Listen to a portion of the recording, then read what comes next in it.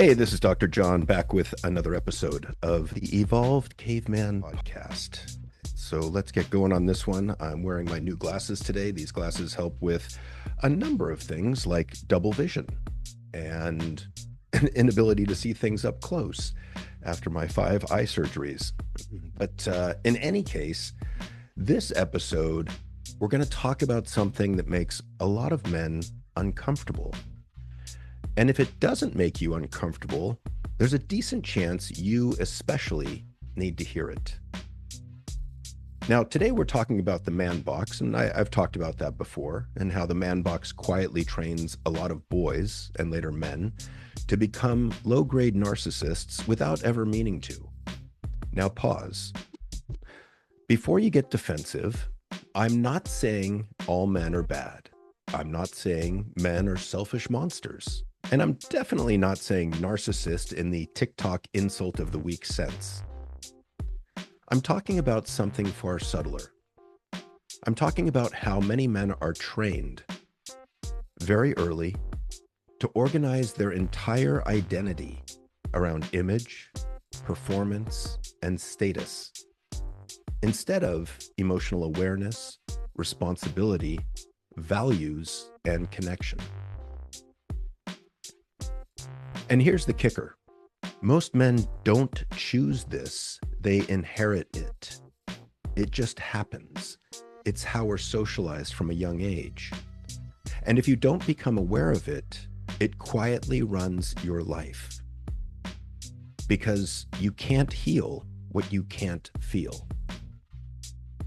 So let me do a quick recap of what the man box actually is. Let's start simple. The man box is the set of rules boys learn about what it means to be a quote-unquote real man. Rules like don't cry, don't look weak, don't need help, don't back down, don't get embarrassed, be tough, be confident, win, be the provider. And there's some good and there's some bad in these rules, and some of the rules sound quite reasonable on the surface. The problem isn't strength. The problem is restriction. The man box says you're allowed to feel anger, pride, lust, stress, and confidence. Everything else, fear, sadness, anxiety, shame, doubt, lock it down. A real man doesn't feel those. So boys learn very early, feelings equal danger, vulnerability equals weakness, and being wrong equals humiliation and embarrassment. So instead of learning how to feel all their emotions, they learn how to perform masculinity. That's the man box. It's not evil. It's not malicious. It's not a conspiracy theory. It's just narrow and restrictive. So where does the narcissism come in? Now, here's where people often get confused. When we hear the word narcissism, we think self-obsessed, arrogant, grandiose, I'm better than everyone else. That's not what I'm talking about. What the man box creates is something closer to defensive egocentrism. Now, that's a fancy phrase, so let me break that down in terms of what it looks like. You take things personally that aren't personal. You get angry when corrected. You feel disrespected easily. You need to look competent all the time. You really struggle to admit when you're wrong. You care a great deal about how others perceive you. You react fast to criticism. You feel embarrassed more than you realize, and you avoid doing things to avoid being embarrassed. That's not because you're a narcissist. I would argue it's because your sense of worth is fragile.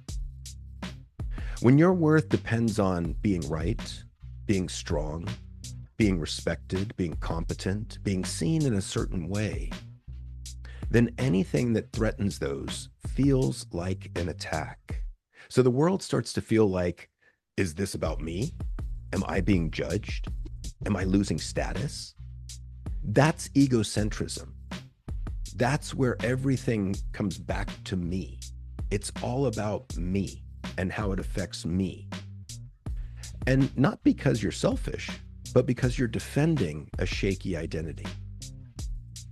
Let's make this concrete with a simple example. You're driving. You're at a stoplight. The light turns green. You don't notice right away. The car behind you honks at you. At that moment, what happens inside of you? For many men, the thought isn't, oh, thanks. It's, what an asshole. Or, dude, just relax. Or, you can't talk to me like that. Or, I'm not an idiot. And suddenly your chest tightens, your jaw clenches, your middle finger considers making an appearance. Why? Because the honk wasn't heard as information. It was heard as judgment. The ego heard, you messed up, you look stupid, you're incompetent. Now here's the adult move. You wave and you go. Not because you're weak, but because you don't need to defend your identity over a traffic light. That's the difference. One move protects image, the other reflects inner stability, confidence, self-worth. So why does this matter? You might be thinking, okay, but who cares? Here's why this matters.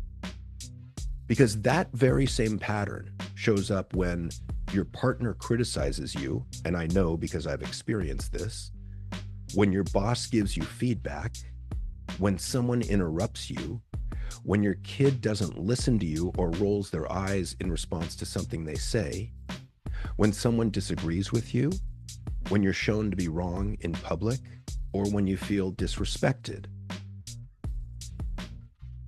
If your identity is fragile, then life feels hostile.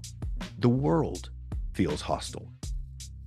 And when the world feels hostile, men lash out, shut down, get sarcastic, get overly controlling, get distant and detached, double down, moralize, and blame others. Not because they're bad men, but because no one ever taught them how to sit with discomfort without defending their ego. Let me say that again, because it's critically important. This happens not because men are bad, but because no one has ever taught us how to sit with our discomfort, our dis-ease, without defending our ego, our fragile ego. That's not narcissism as a disorder. That's unfinished development. Okay, so you might say, all right, so I'm open to this idea, but what does growing out of this actually look like? Here's the good news. You don't fix this, quote unquote, by being nicer. You don't fix it by winning arguments. You don't fix it by providing or proving you're right. You grow out of it by building emotional range, resiliency, a thicker skin, and responsibility. Adult masculinity looks like this. You can be wrong without collapsing. You can hear feedback without exploding. You can feel embarrassed without attacking. You can pause before reacting. You can separate who you are as a person from what happened. You choose responsibility over dominance. That's real strength. Not toughness, stability, emotional predictability. And the fastest way to practice this, ask yourself in real time, am I protecting my image or my responsibility? Am I protecting my image or acting in accordance with my values? Those two questions alone will change your life. So here's a simple challenge for this week. Pick one moment where you'd normally react.